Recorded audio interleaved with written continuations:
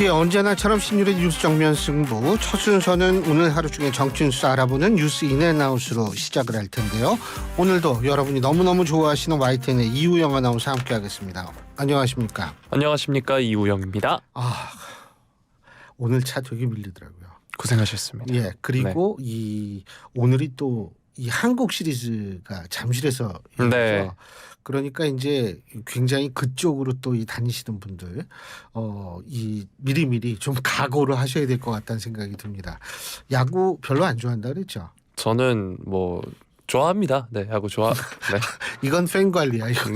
예? 야구 싫어한다 그러면은 많이 떠나죠. 아니 뭐 그건 아닌데 축구를 더 좋아하는 편이지 야구를 싫어하진 않습니다. 어떻게 불호를 하겠습니까? 그러면은 야구 선수 중에 제일 좋아하는 선수 이름 한번 해봐요. 저 나름 야구 잘합니다. 뭐 고우석 선수도 있고요. 그리고 뭐 차우찬 선수, 네, 뭐 KT의 강백호. 네.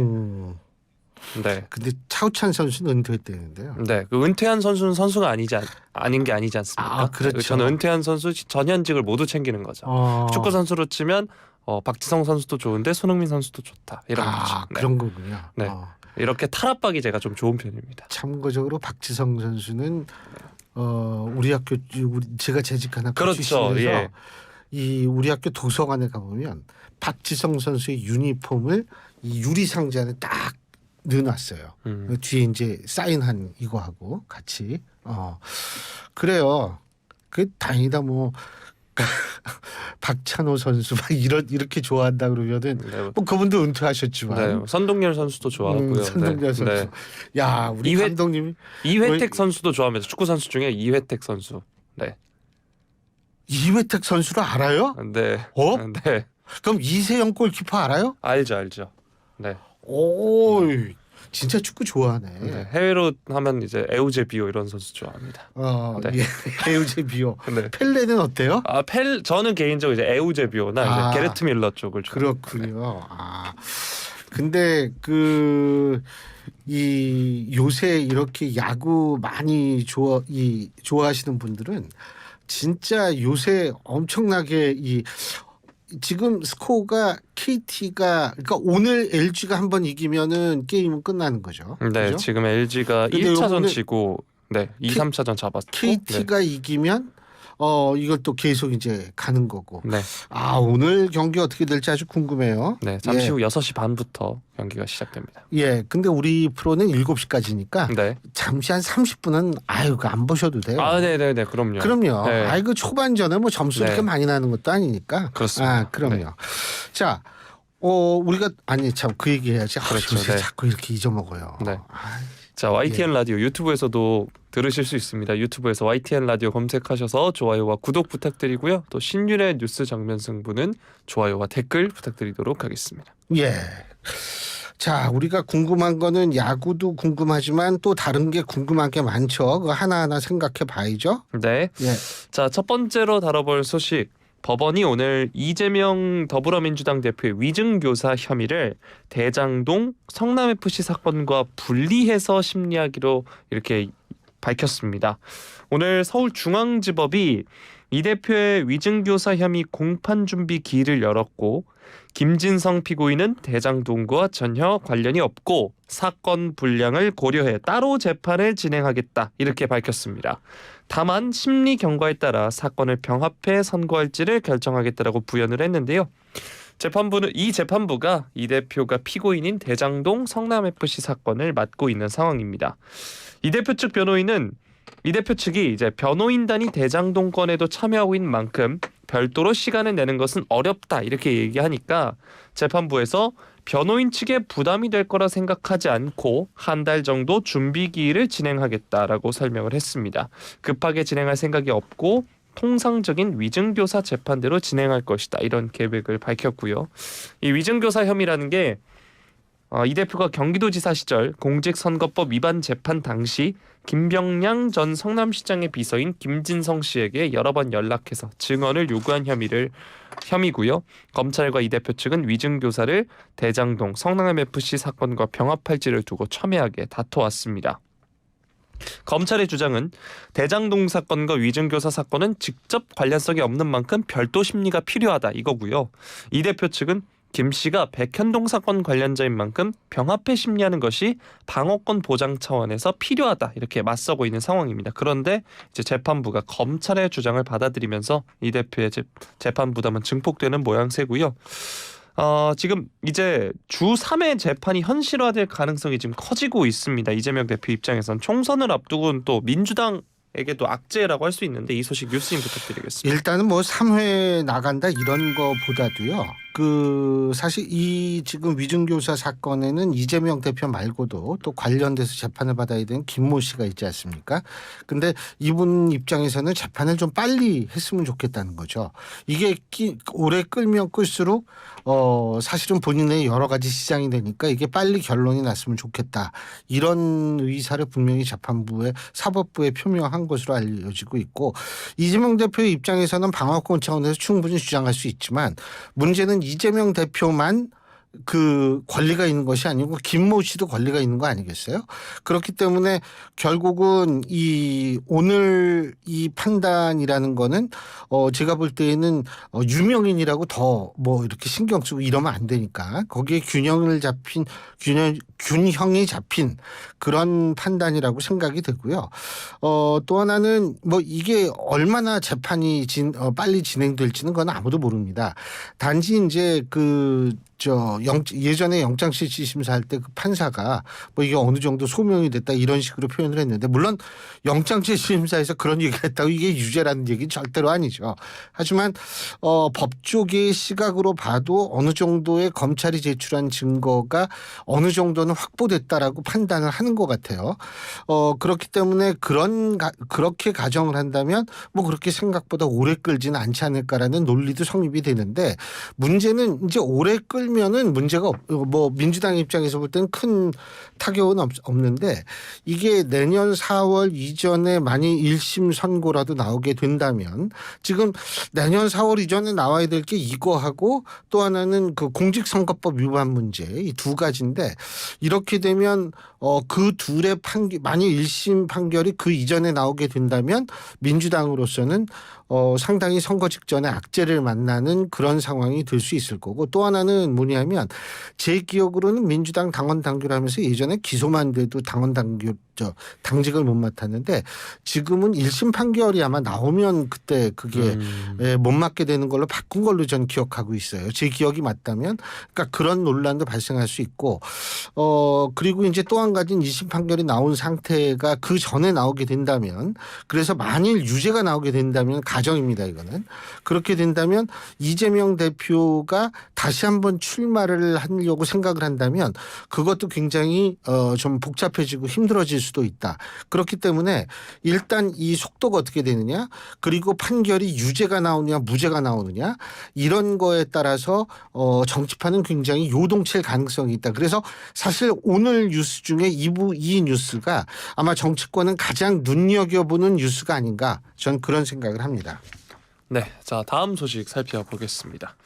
더불어민주당 오늘 윤석열 정부가 언론 장악 시나리오를 가동하고 있다 이렇게 비판을 하고 있는데요. 방송 3법에 대한 대통령의 거부권 행사 가능성이 지금 불거지고 있는 상황과 또 주말에 있었던 KBS 박민 사장 임명 문제를 고리로 현 정권의 언론관을 향한 공세 수위를 지금 끌어올리는 분위기입니다. 이재명 대표가 오늘 국회에서 국민의 매서운 심판 앞에서 달라지겠다고 해놓고서 뒤에선 거부권을 행사하는 말 따로 행동 따로 이런 정치를 이제 그만해야 한다라고 하면서 언론 탄압 정권, 거부 정권, 말 따로 행동 따로 정권의 오명을 씻으려면 방송법을 즉각 수용하길 바란다 이렇게 촉구를 했습니다. 박찬대 최고위원의 경우에는 방송 3법은 공영방송이 정치 권력의 외압으로부터 자유롭게 지배 구조를 만들자는 취지다. 이 법이 시행되면 정권이 방송 장악을 하려 한다는 오해를 불식시킬 수 있다. 이렇게 강조를 했습니다. 이재명 대표는 또 외신 보도를 인용해서 현 정부의 언론 정책을 비난하기도 했는데요. 뉴욕타임스가 윤석열 대통령의 언론 장악에 대한 열의는 한국의 군사 독재 시절을 연상시킨다는 보도를 했다라고 하면서 검찰이 정권의 비판적인 언론을 겁박하고 수사 대상으로 삼자 이를 비판한 것이다라고 지적을 했습니다. 네, 그리고 KBS 박민 사장 후보자 임명안을 제거한 것에 대한 비판도 나왔는데요. 장경태 최고위원이 이동관 탄핵안으로 강력하게 경고를 했는데 보란 듯이 위법한 KBS 사장 임명을 강행했다 이렇게 말을 했습니다. 그리고 국회 과학기술정보방송통신위원회 소속 의원들이 오늘 용산 대통령실 앞에서 기자회견을 열고 이 박 사장을 임명한 것에 대해서 또 한 명의 낙하산 인사가 공영방송 역사에 오점을 남긴 것이다 이렇게 말을 했습니다. 이동관 방통위원장 탄핵소추안 재발의를 공언한 민주당인데 박 사장 임명 등으로 정권의 언론장악 시나리오가 완성될 것이라는 의구심을 품고 있는 상황입니다. 또 언론의 지형이 친여 성향으로 기울게 되면 내년 총선에도 악영향이 있을 것이라는 게 민주당의 시각인데요. 자, 주말 동안 KBS 사장 임명안이 제거가 됐습니다. 언론의 지형이 친여로 기우는 것 아니냐 이런 비판도 민주당 입장에서 나오고 있는데요. 이 소식 어떻게 보시나요? 뭐 그거는 사실은 지금 민주당이 야당이기 때문에 또 얘기를 하는 거고 국민의힘이 야당이었을 때는 또 그런 얘기를 하는 거고요. 그래서 지금 뭐 특정인이 사장이 됐기 때문에 언론 지형이 어떻게 변할 것이다라고 예단하는 것은 저는 조금 이른 것 아닌가 그런 생각이 듭니다. 어떻게 하는지 봐야겠죠. 균형 잡힌 방송을 하게 될지 아니면 그렇지 않게 될지를 지금 우리가 예단할 수는 저는 없다고 생각합니다. 그리고 보는 시각에 따라서는 과거에 있어서의 언론 지형이 지나치게 한쪽으로 치우쳐졌다라고 생각하는 측도 분명히 있거든요. 그런 것들을 종합해 봤을 때 야 이거 이렇게 돼가지고 이거 뭐 보수 일색의 방송이 되고 여당 일색의 방송이 되는 것 아니냐라고 얘기를 하는 건 그 반대쪽도 과거에는 그런 인상을 가진 사람이 있었을 가능성이 있다는 거죠. 그렇기 때문에 제가 볼 때에는 지금 이렇게 방송 문제를 가지고 미리 예단해서 얘기하는 것은 굉장히 좀 위험한 일이고 과거에도 이런 논란은 수없이 있어 왔다. 이 점을 제가 말씀을 드리고 싶습니다. 그리고 제가 아까 이재명 대표 재판 이제 어떻게 되느냐 근데 그걸 빼먹고 얘기했어요. 만일 무죄가 나오면 그때는 여권에 대한 타격이 심대할 겁니다. 그러니까 이거는 여야가 이 재판이 언제 나오고 유무죄가 어떻게 갈리느냐에 따라서 상당히 좀 달라질 수 있겠죠. 그러니까 참 사법부도 부담이 많이 될 거예요. 예. 네, 다음으로 다뤄볼 소식은 앞서서 말씀드렸던 이제 이동관 방통위원장 탄핵안 재추진 관련 소식인데요. 국민의힘이 오늘 더불어민주당이 이동관 방통위원장과 손준성, 이정섭 검사의 탄핵소추안을 철회해서 재추진하는 것과 관련해 헌법재판소에 권한쟁의 심판을 청구를 했습니다.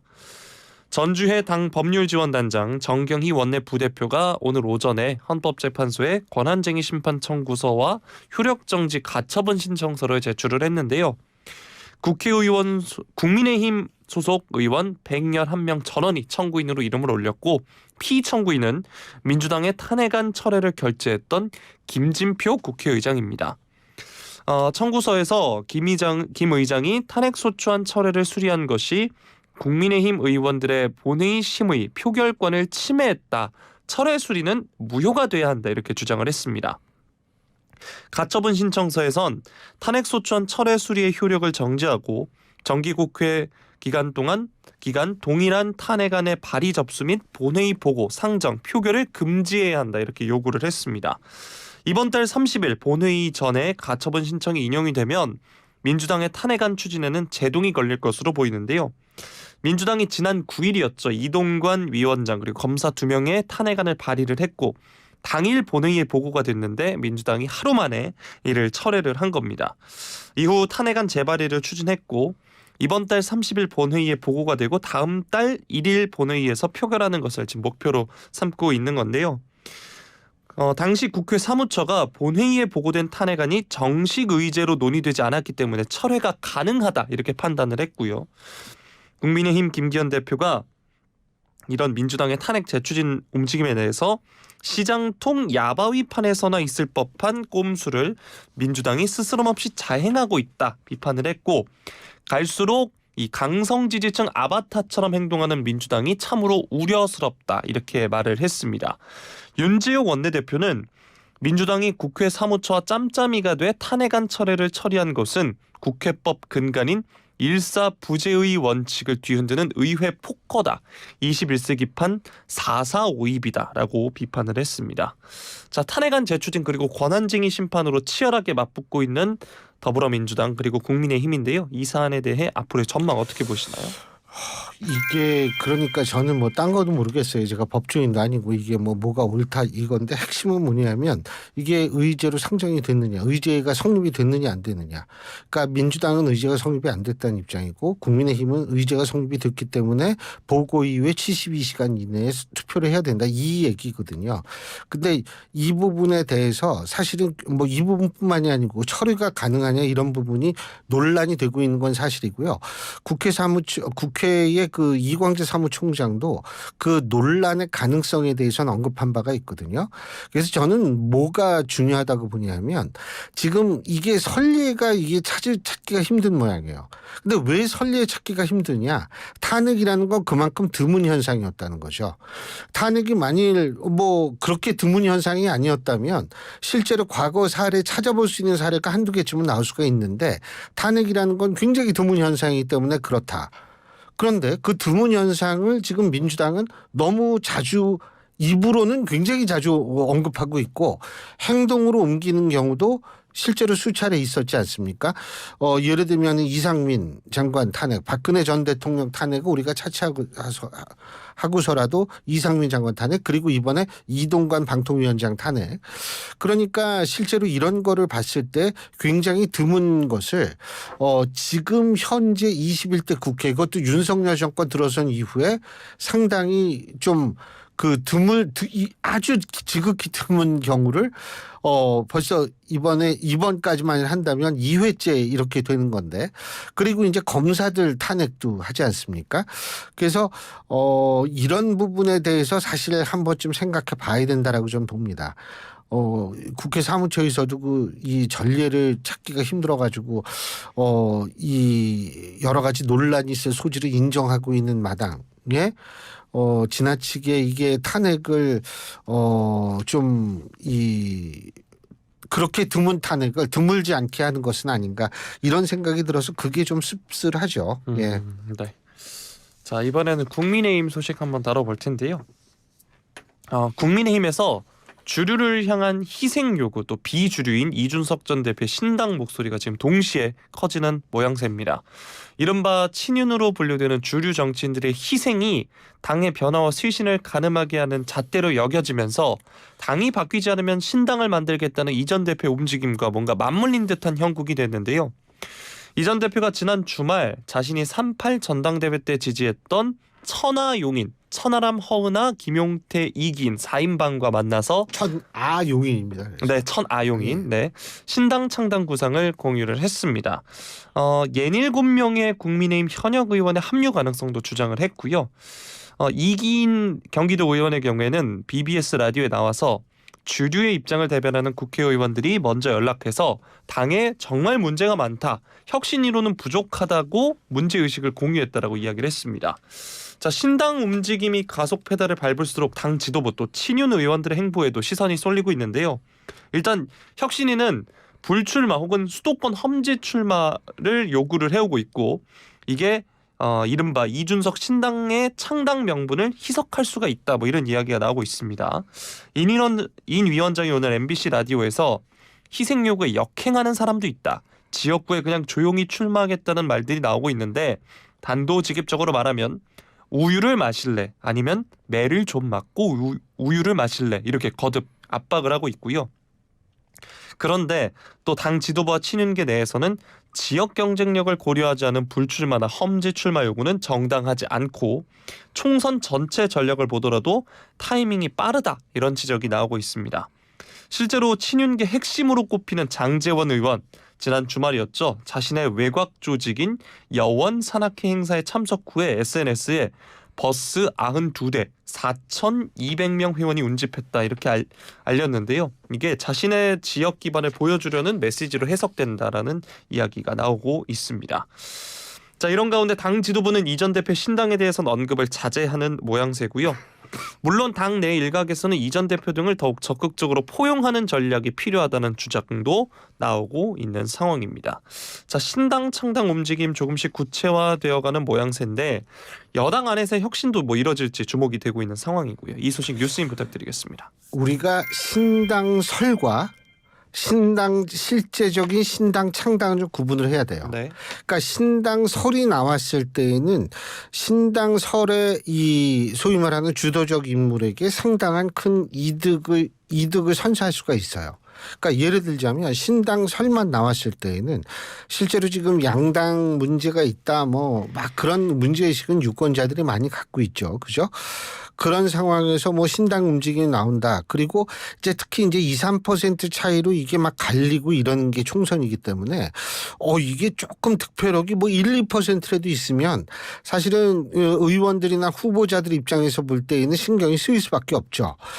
그렇기 때문에 신당 설이 나올 때에는 어떻게든 뭐 어떤 페이버를 줘서라도 좀 이렇게 주저앉히려고 하고 이런 움직임이 분명히 있어요. 근데 이게 신당 창당이 막상 되잖아요. 그러면 이게 상황이 좀 달라져요. 제가 이제 항상 얘기하는 게 첫째, 신당이 성공하기 위한 정치적 환경은 뭐냐면 이 정치적 양극화가 너무 극단적으로 돼 있는 신당이 창당돼 가지고 성공하기 힘듭니다. 왜 그러냐면 이 정치 사회적 분위기가 유권자들의 투표 행위에도 영향을 미쳐서 투표장에 가면 둘 중에 하나를 찍을 수밖에 없다라는 식으로 생각을 하게 만들 수가 있어요. 그다음에 이제 이게 환경이라면 그래서 사실은 지금 우리나라에서 정치적 양극화가 굉장히 진행되기 한 결정적 계기는 언제냐면 박근혜 대통령 탄핵이었거든요. 그 이후에 이게 굉장히 극단적으로 이게 양극화가 진행이 됐고 그래서 성공한 우리가 신당으로 얘기한다면 예를 들면 과거의 자민련 그리고 통일국민당 정주영 명예회장이 만든 당이죠. 그다음에 안철수 전 대표가 이끌었던 국민의당. 네. 그런데 이 세 정당이 전부 탄핵 이전이에요. 그러니까 이거는 뭐냐면 양극화가 있기 전에 그러니까 너무 심하기 전에 신당을 만들면 어느 정도 성공 조건이 있었다. 두 번째 환경이 됐다. 두 번째는 이제 조건인데 제가 항상 얘기하는 거지만 지역 기반이 있든지 두터운 팬덤이 있든지 아니면 유력 대선 후보가 있든지 셋 중에 최소한 두 개는 갖춰야 되는데 이 셋 중에 지금 논의되고 있는 신당이 셋 중에 두 개를 갖춘 신당이 과연 얼마나 될까는 우리 청취자 여러분들이 스스로 판단하시면 되는 거고요. 이 중에서 제일 중요한 게 유력 대선 후보예요. 뭐냐면 우리가 총선은 흔히 회고형 투표라고 얘기를 하거든요. 그러니까 회고형 투표라는 거는 쉽게 얘기한다면 정권 심판론이다. 뭐 이런 식으로 평가적 요소를 많이 담고 있다고는 하는데 대통령제 하에서의 총선은 뭐냐면 총선에서도 사표 방지 심리가 발동을 해요. 그러니까 뭐냐면 유력 대선 후보가 없으면 야 이 정당 후보들 찍었다가 이거 사표되는 거 아니야? 라는 식으로 생각을 하게 되거든요. 그렇기 때문에 유력 대선 후보가 포함이 돼 있어야 한다라는 논리가 이제 그래서 성립이 되는데 뭐 유력 대선 후보는 또 우리나라 정치는 생물이고 워낙 다이나믹하기 때문에 갑자기 부상할 수도 있어요. 지금 부상할 수도 있지만 어쨌든 지금 기준으로 본다면 과연 지금 논의되고 있는 신당들이 이런 조건과 이런 환경은 최소한도 우리가 지금 양극화 극단적으로 이루어지고 있기 때문에 그러한 것들을 우리가 종합적으로 한번 판단해서 그건 청취자 여러분들이 판단하시면 될 것 같습니다. 네. 자, 마지막 내용 한번 살펴볼 텐데요. 중앙선거 여론조사심의위원회 저희가 매일 언급하는 매일까지는 아니지만 자주 언급하는 그 얘기 좋죠. 네. 잠꼬대도 하는데. 다음 달 1일부터 선거 여론조사에 무선 전화 조사 사용을 의무화하도록 한 개정 선거 여론조사 기준이 실시된다 밝혔습니다. 또 무선 전화 조사 없이 유선 전화 100%로 실시한 선거 여론조사 결과는 공표나 보도할 수 없다는 규제 조항이 이제 신설이 됐는데 이게 유선전화 사용자 특성상 고령층 응답자가 많아서 표본이 보수층에 쏠리는 현상이 있다라고 설명을 하기도 했습니다. 개정 기준은 선거 여론조사 결과를 공표하거나 보도할 때 조사 방법이 전화 면접인지 자동응답 방식인지를 의무적으로 알리도록 했다라고 하는데요. 자, 사실 요즘 점점 많은 가정에서 유선 전화를 안 쓰고 있습니다. 저희 집도 그런데요. 유선 전화의 경우 고령층 응답자가 많다 이런 지적이 나왔는데 이번 개정 어떻게 보시나요? 글쎄요. 뭐 요새 고령층에서도 유선 전화 없는 집 많아요. 사실은. 네. 그리고 뭐 아니 젊은 사람들은 다 유선 전화 안 놓고 살잖아요. 네, 그렇죠. 그죠? 근데 이제 이게 이러면 안 되지만 국가 비상사태 같은 것들이 벌어지면 이 유선 전화가 필요는 하죠, 사실은. 근데 어쨌든 대부분이 다 유선 전화를 가지고 있지 않기 때문에 유선 전화만 그 한 여론조사 100% 실시한 여론조사는 사실상 요새 거의 없어요. 그렇기 때문에 이거 100% 유선 전화 실시한 여론조사 금지한다 그렇다면 취지는 충분히 아는데 제가 볼 때 뭐 요새 이런 여론조사는 거의 못 봤거든요. 그래서 이게 뭐 그렇게 실효성이 있는 건지는 모르겠습니다만 논리적으로는 뭐 맞는 얘기죠. 근데 조금 일찍 했으면 더 좋았을 뻔했다. 근데 어차피 지금 거의 없어요. 100% 유선 전화. 단지 이제 유선 무선 섞는 경우는 되게 많죠. 네. 유선 무선 섞는 경우는 많은데 그것도 요새 점점 무선을 더 많이 반영하고 예전에는 그 무선 전화할 때 문제는 성별, 나이, 지역 이런 거를 얻기가 되게 힘들었는데 요새는 이동통신사에서 가상번호를 통해서 성별, 나이, 지역 같은 경우는 제공해 줘가지고 그렇게 돌리게 하기 때문에 무선 전화만 하더라도 그건 굉장히 정확성이 있다. 저는 이런 생각을 합니다. 네. 예, 오늘 여기까지 하죠. 네. 아, 오늘 진짜 정신 없었어요. 제가 사실 아슬아슬하게 왔거든요.